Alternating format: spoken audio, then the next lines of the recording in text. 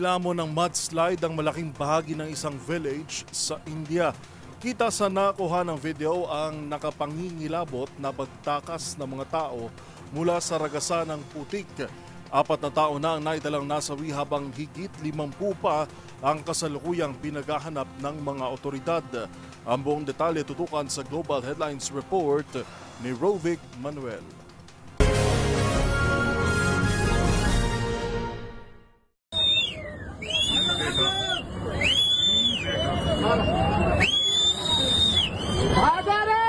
Balita mula sa India, 4 na katao na ang kumpirmadong nasawi at higit sa 50 iba pa ang nawawala ayon sa otoridad matapos na lamunin ng mudslide ang isang village sa Himalayan state of Uttarakhand sa India nitong Martes. Kita sa video ang nakapangingilabot na pagragasa ng putik na may kasamang bato na sumira sa mga kabahayan at gusali sa baba ng bundok. Kita rin dito ang mga taong pilit itong tinatakasan na tumatakbo ngunit naabutan pa rin ng mudslide. Ayon sa ulat ng mga otoridad, gumuho ang lupa kasunod ng cloudburst o labis na pagbaha sa taas ng bundok na iniuugnay din ng mga eksperto na epekto ito ng lumalalang climate change. Samantala halos 200 na ang tagumpay na na-rescue ng Indian Army. Ayon kay Minister of State for Defense Sanjay Seth, tinawag niya ito na isa sa pinakaseryoso at malaking trahedya sa lugar at umaasa na mas marami pang mailigtas. Agad namang nagpadala ng tulong ang State Chief Minister ng rehiyon ng Army at Disaster Response Forces sa paghahanap ng mga taong nawawala na pinangangambahang natabunan ng putik at debris. At yan ang mga nakalap nating balita mula sa iba't ibang panig ng mundo. Para sa MBC TV Network News, sa ngalan ni James Galange, ito si Rovic Manuel ng DZRH TV,